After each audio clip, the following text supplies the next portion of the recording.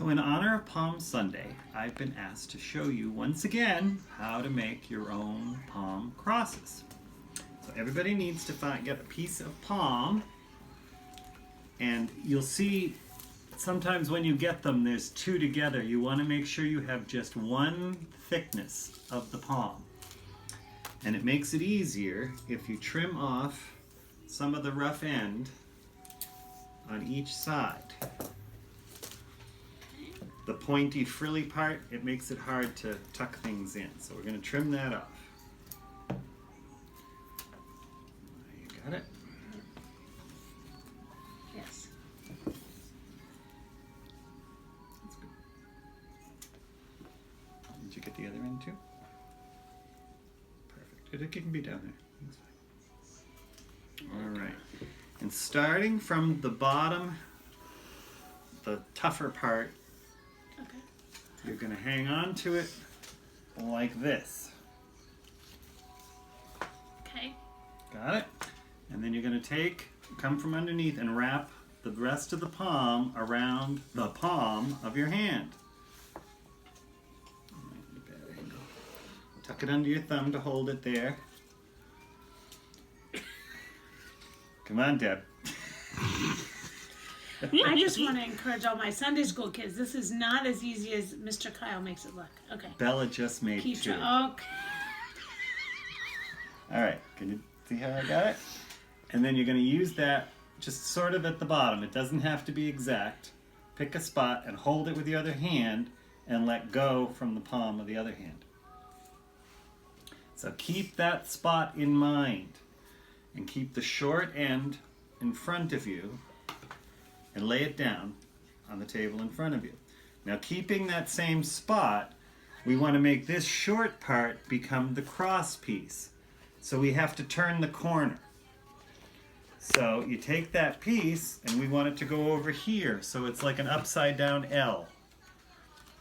And even I'm having trouble. So you basically are going to make a right angle and you press it down. Gotta make it a little sharper angle. More of a street corner. There you go. That's perfect. Then we're gonna flip the whole thing over. And still working with our cross piece, this shorter piece, you're gonna fold it over right on the edge of the down piece. Like this.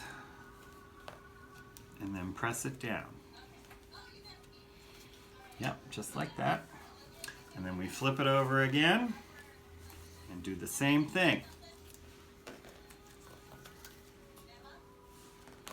Right along the edge. You don't want it to pull too tight because then you won't have space to put the palm through.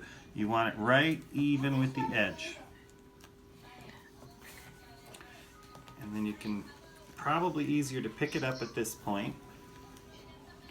And you're going to take this and as Bella called it, it looks like a bracelet. Take this and make a loop and tuck it in under your thumb.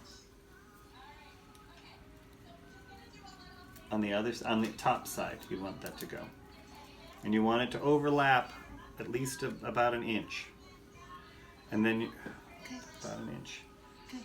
Then you're gently going to press down from the top and slide that under your thumb, almost like a bow tie. Just tuck it in under your thumb. Perfect, Destiny. Got it? Okay. Now this part might be easier to do down on the table again, so pressing it down, still keeping it together, put it down on the table. And you're going to fold the cross piece up and over. So you go from the bottom up and you make a crease right at the edge of the other palms, the cross part, like that. And then carefully, trying to keep it all together, flip the whole thing over. And you can see the loop we made when we were doing the right angle. Yes. Can you see the loop in the middle? Okay, so gently press on the side closest to you. Oh, you gotta flip it over. Flip it this way. This part up here. Oh, that piece has to tuck underneath. There you go, perfect. Oh, yes, okay. So you should have a little loop in the center of your two cross pieces, and you're going to take this, the long piece, and you're going to tuck it right through the loop, just through the first layer of the loop, so that it pokes all the way through, and you're going to pull it all the way to the end until it meets the other end. There you go. See how that just went down in? And then you press it down tight. And that is what locks everything together. You got it, Deb. Good job. All right. Now, then you're just going to go back through the same hole you just came through. And this is going to be the top part of your cross, so you're going to kind of judge how far. Some people like to leave it long. Some people bring it down about the same size as the cross pieces. And at this point, you can press down. If you're happy with the balance and stuff, you can press it down so that it doesn't slide around anymore.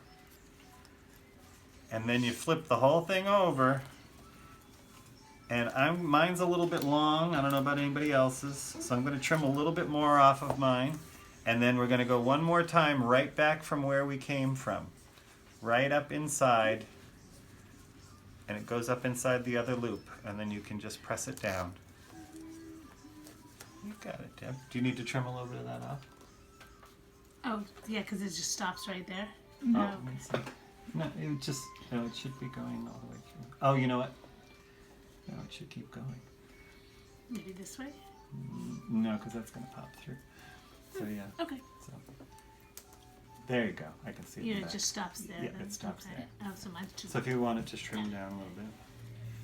And there you go. Show them yours, Des. It's only the third one she's ever made.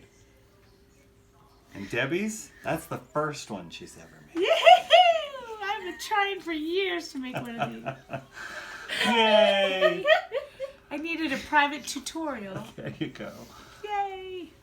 So now, hopefully all of you got your palms, and if you didn't, you can do this with a ribbon or a piece of paper. But try again. Good luck.